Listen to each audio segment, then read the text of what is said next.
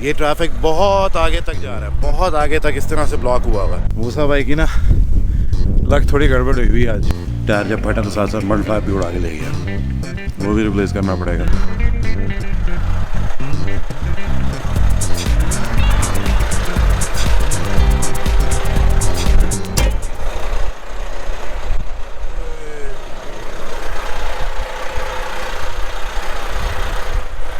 भाई बड़ा बुरा हाल हुआ हुआ इस टाइम पे। यहाँ पे अच्छी खासी बर्फ़ पड़ रही है, बहुत देर से बर्फ़ पड़ रही है, पिछले लगातार 2-3 दिन से बर्फ़ पड़ रही है। इस टाइम पे हम ट्रैफिक में फंसे हुए, पीछे देख सकते हैं आप, ठीक है। ये ट्रैफिक बहुत आगे तक जा रहा है, बहुत आगे तक इस तरह से ब्लॉक हुआ हुआ है। और अभी हमें समझ नहीं आ रही कि यहाँ से कितनी देर हमें लगेगी और निकलने में।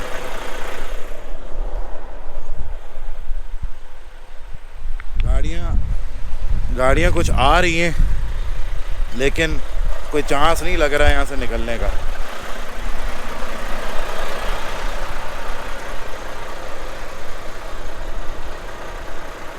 ये हमारे ड्राइव एक्सल जो फंस चुके थे और अब तो निकल चुके हैं, लेकिन अब उम्मीद है दोबारा ना ही फंसे। उम्मीद तो ये है, दिखाता हूँ मसला क्या हो रहा था।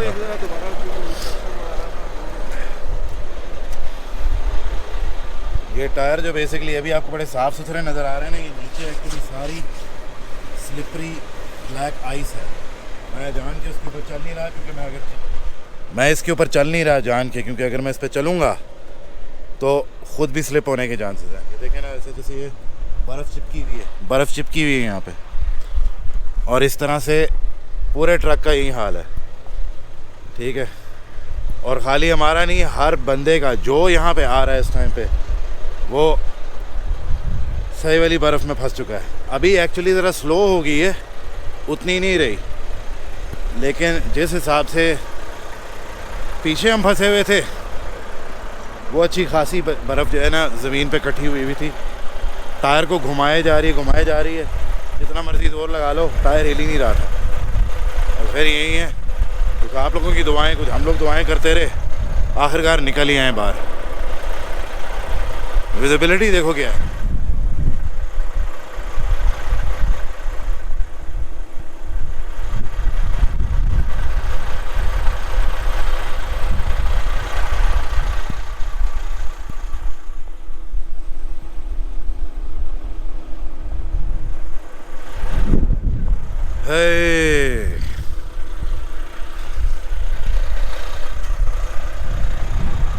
अभी ये गाना याद आ रहा है, पुराना है।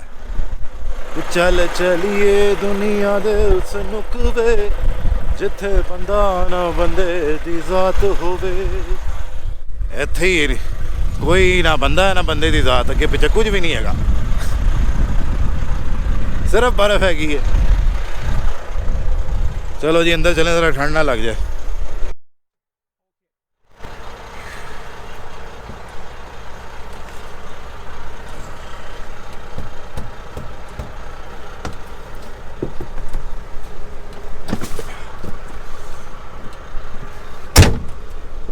भाई इस तरह के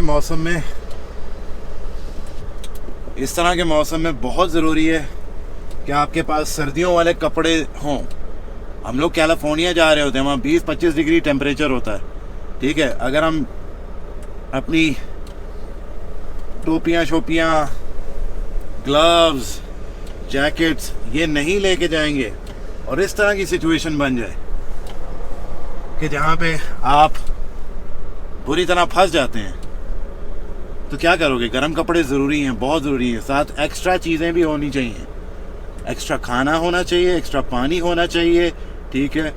और बहुत सारी चीज़ें हैं, उसके ऊपर मैं पूरी एक वीडियो बनाऊंगा कि भाई इमरजेंसी किट आपके पास किस किस्म की होनी चाहिए, ठीक है। हम लोग तो प्रिपेयर्ड हैं, हम लोग बड़ी देर से कर रहे हैं और एक्सपेक्ट करते हैं कि शायद कहीं खुदा ना खास्ता इस तरह हो। तो एज अ ड्राइवर, चाहे आप छोटी गाड़ी चला रहे हो, चाहे आप बड़ा ट्रक चला रहे हो, ये ध्यान में रखिएगा, जब ऐसे इलाके में से गुजरना है जहाँ बर्फ़ पड़ रही है, अपने पास आपका प्रॉपर सामान होना चाहिए। या तो आप गाड़ी में भी लॉन्ग डिस्टेंस पे जा रहे हो कहीं पे, तब भी आपके पास पूरा सामान होना चाहिए। ये फर्स्ट रूल। एमरजेंसी कभी भी पड़ सकती है। हमारे साथ 2-3 ट्रिप पहले हमारा ट्रक ख़राब हो गया था, तो हमें तकरीबन 1 दिन एक्स्ट्रा वेट करना पड़ा। तो हमारे पास हम तो चूँकि काम कर रहे हैं काफ़ी देर से, तो थोड़ा सा एक्स्ट्रा लेकर आते हैं साथ, क्यों कभी भी कुछ भी हो सकता है, तो प्रिपेयर्ड होके ही आना चाहिए हमेशा। भाई रश की वजह समझ आ गई। एक ट्रक दूसरे ट्रक में जाके लगा है, लगता है चलाते चलाते स्लिप हुआ है और जाके लग गया। और अब वो साइड पे उन्होंने खड़ा किया हुआ है, इमरजेंसी रिस्पांस वाले खड़े हैं यहाँ पे, पुलिस वाला भी खड़ा हुआ है, वो देख रहे हैं, चेक करते हैं लोगों को बाकायदा। इसलिए मैं कह रहा था सेफ डिस्टेंस बहुत ज़रूरी होता है। बहुत ज़रूरी है भाई, बहुत ज़रूरी है, सेफ डिस्टेंस रखना ज़रूरी है, ख़ास तौर पे इस तरह के मौसम में। अगर आपने इस तरह के मौसम में नहीं अपनी सेफ्टी का ख्याल किया तो फिर कब करोगे भाई? यही तो टाइम है, इसी टाइम पे तो करना होता है अपना ध्यान। भाई हाईवे को इन्होंने बंद कर दिया है, अभी यहाँ से हमें एग्ज़िट पे उतार रहे हैं। कोई आइडिया नहीं है हमें कि यहाँ से एग्ज़िट लेने के बाद हम जा कहाँ रहे हैं, क्योंकि पीछे लगे हुए हैं। हाँ, जिधर जिधर बाकी जा रहे हैं हम लोग भी उधर ही जा रहे हैं, कोई आइडिया नहीं है। अब ये देखना है कि इधर से आगे कोई जगह भी है जहाँ से हम वापस अपने रास्ते चल सकें, या इधर रुकना पड़ जाएगा। अगर रुकना पड़ जाएगा तो फिर तो बड़ी वाली खप है, क्योंकि फिर हमारा प्रोग्राम तो बढ़ गया प्रोग्राम बढ़ गया।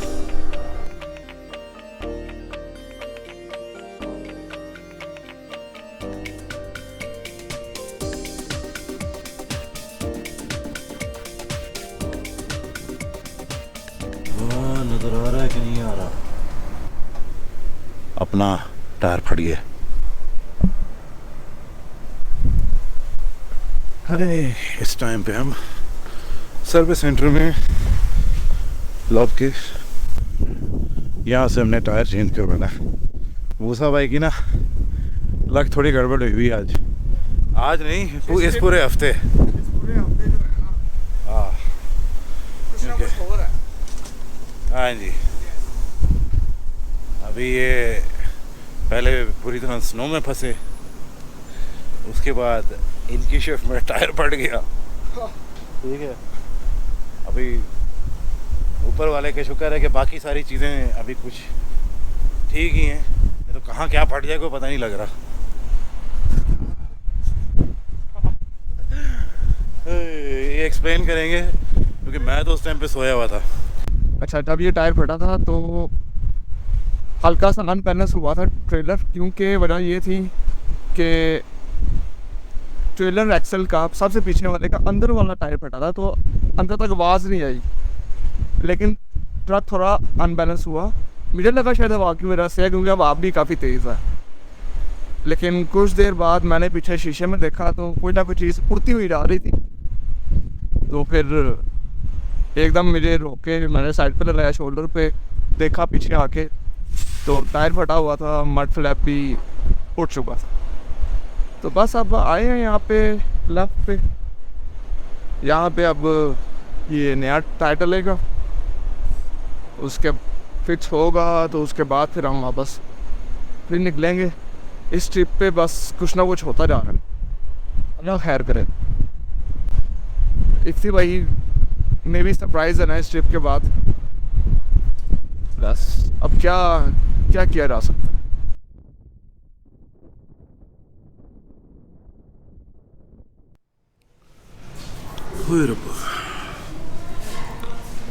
तो क्या क्या ख्यालात हैं इस जगह के बारे में या इस ट्रिप के बारे में? ये ट्रिप मज़ेदार जा रहा है।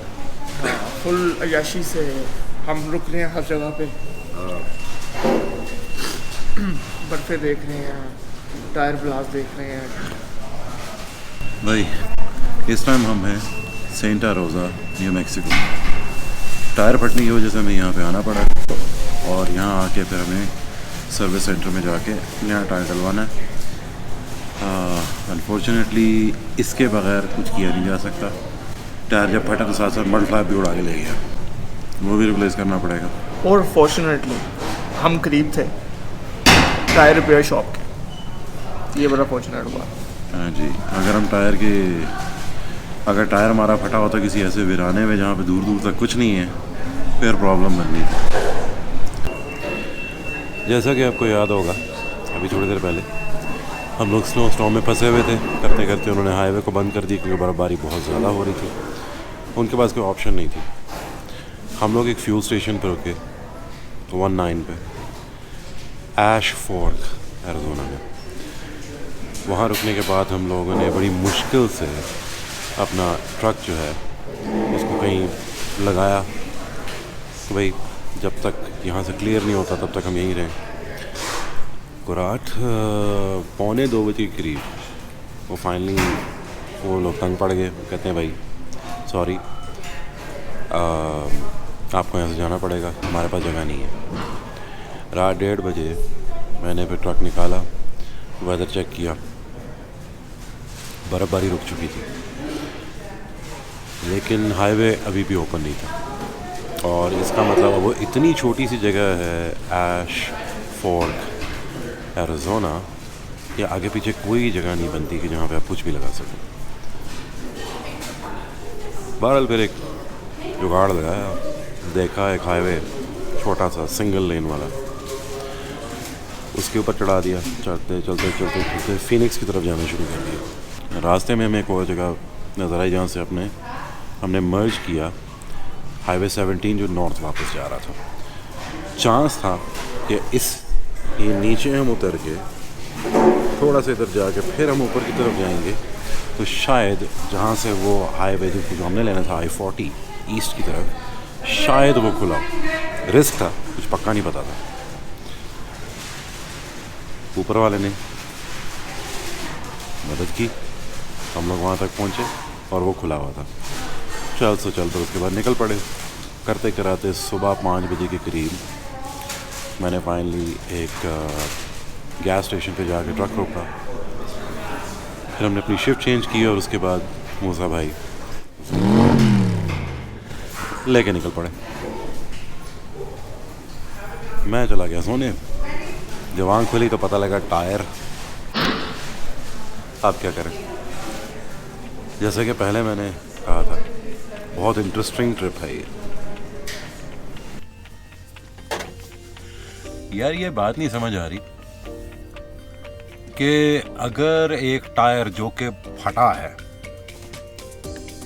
उसके चीथड़े हो गए हैं और कुछ चीथड़े उसके हाईवे पे पड़े हुए हैं, जो बकाया कुछ रह गया था वो रिपेयर करने वाले ने, जिसने टायर रिप्लेस करना था, मैकेनिकल शॉप वाले ने फेंक दिया है, तो कंपनी उस टायर का क्या करेगी? सोचने वाली बात है। नहीं, वो वाला टायर जो जी फट गया था वो ज़रा ले आए। किधर से ले आए भाई? आधे से ज़्यादा तो हाईवे पे पड़ा हुआ, वो कहाँ से ले आए? क्या क्या सवाल करते हो यार, मजाक करते हो? पहले अच्छा नहीं जा रहा हमारा, इतना मज़ेदार इंटरेस्टिंग ट्रिप आप और इंटरेस्टिंग बना रहे हैं। अब हाईवे पे जाके ढूंढते फिर पीसेस। कहते हो तो कर लेते हैं।